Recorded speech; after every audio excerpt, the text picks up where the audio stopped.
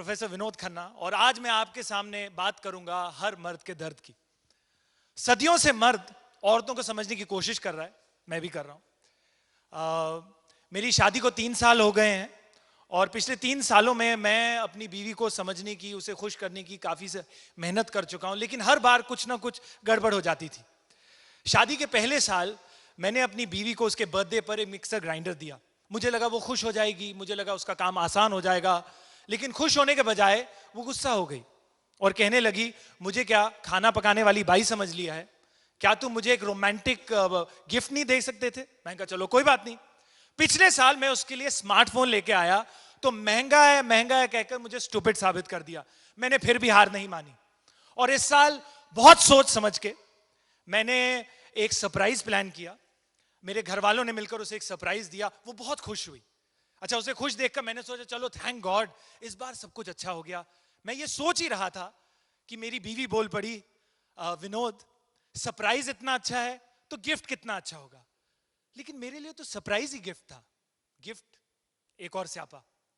तो लीजिए जी, ये मेरा छोटा सा एक्सपीरियंस है, लेकिन इस एक्सपीरियंस के बाद मैं ये यकीन के साथ कह सकता हूं कि औरतों को समझना मुश्किल ही नहीं, नामुमकिन भी है।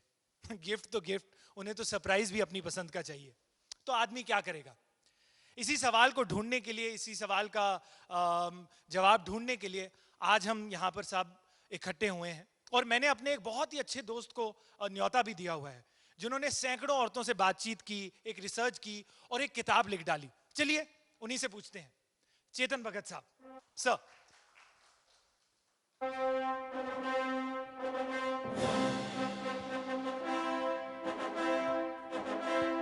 Welcome sir. वेलकम। क्यों पिटवाने वाले काम कर रहे हो? मैं आपके साथ बैठूंगा। अच्छा, तो अगर मुझे अच्छे से याद है, लास्ट टाइम मैं आपको अपनी शादी पर 3 साल पहले मिला था। हाँ। उस दिन से लेकर आज तक तब मेरे तुम साथ। खुश थे? हाँ सर। तब तुम खुश थे? हाँ सर, उस दिन मैं खुश था। मैंने ये नहीं पूछ, आज भी खुश हो शायद। बिल्कुल। तो उस दिन से लेकर आज तक मेरे साथ क्या घटा, आइए देखते हैं। आइए sir.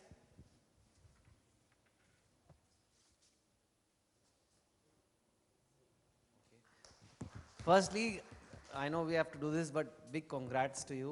First big show for Faisal. It's a big moment. He's been acting for 10 years. He told me, done Kumkum, and now all those polka dotted shirt and all very nice. I think. So it's a great. I'm very happy to be here. I don't normally launch TV shows, but this one, ये जो show है, इसका title पिटवाने वाला है थोड़ा वैसे, क्योंकि मतलब कि ये कैसे नाम है, बट डेफिनेटली जब मैंने इसके प्रोमोज वगैरह देखे तो मुझे बड़ा इंटरेस्टिंग लगा। मेरी अभी जो लास्ट एक्चुअल बुक थी वो वन इंडियन गर्ल थी। उसके लिखने के लिए भी मैंने जब एक लड़की की आवाज़ में मैंने वो बुक लिखी और काफ़ी मुझे रिसर्च करनी पड़ी और मैंने देखा कि ऐसा क्यों होता है, क्यों आदमियों को मुश्किल होती है, क्योंकि विमेन कई बार ऐसे तरीके से बात करती है कि हमें समझ नहीं आता। जैसे मेरा उस बुक का प्लॉट था कि उस लड़की को लड़का ढूंढना है, तो मैंने लड़कियों से पूछा तुम्हें कैसा लड़का चाहिए भाई? तो उन्होंने कहा हमें एक ऐसा चाहिए जो बड़ा सक्सेसफुल हो, करियर जिसका बहुत अच्छा हो, अच्छी इनकम वगैरह हो, मटीरियलिस्टिक ना हो। ठीक है, हमें कैसा लड़का चाहिए? हम चाहते हैं कि एक somebody who I can rely upon, थोड़ा स्टेबल हो, लाइफ में सिक्योरिटी चाहता हो, ये वो चाहता हो, लेकिन थोड़ा एक्साइटिंग भी होना चाहिए। तो ये ऐसे जब बातें होती है तो समझ नहीं आता कि मैं ऐसा आदमी चाहती हूँ जो हु इज़ इन कंट्रोल, वैसे कंट्रोलिंग भी ना हो, so और या मैं so think like it's non-stop, so अगर if you ask a girl कि what kind of guy do you like, मैं चूज ही नहीं हूँ, मैं तो कोई भी चलेगा, कोई I just need a nice guy, है ना, या फिर I just need sense of humor। तो पर इसका तो he doesn't have focus, इसके पास तो he doesn't have any career focus, और career focus वाला लाओगे तो फिर बोलेंगे इसके पास तो मेरे लिए टाइम ही नहीं है। So and that happens in my life also. Now I have been married for 18 years and एक चीज़ जो मैंने नोट किया कि women, one tip I am giving you, आपकी शादी को 3 साल, मेरे 18 हो गए हैं, तो मैं ये बता रहा हूँ कि जब भी विमेन कोई क्वेश्चन पूछती हैं, वो ये नहीं जानना चाह रही आप क्या सोच रहे हो, ये नहीं है पूछा जा रहा कि भाई Faisal what do you think, that is not the thing. वो उसको आप एक केबीसी के क्वेश्चन की तरह इमेजिन करो, उनके माइंड में एक आंसर है, आपको वो आंसर देना है उस वक्त। ठीक है, तो आज शाम को हम बाहर जा रहे हैं, एज सिंपल एज दैट, खाना खाने बाहर जा रहे हैं, आप ये नहीं कह सकते अब मैं बड़ा थका हूँ मैं नहीं जा रहा, या अगर वो पूछे आपका मन है बाहर जाने का, नहीं बिल्कुल मन नहीं है, मैं तो टीवी देखूंगा बैठ के, ये नहीं, रॉन्ग आंसर। उसके माइंड में अब उस वक्त क्या आंसर है वो आपको करना है। ये वो that is one tip I am giving you कि that is what it is. So this is what I have learn the hard way. हाँ, कल रात को मैं बाहर था अपने फ्रेंड्स के साथ, तो फ़ोन आया कि तुम कब घर आ रहे हो।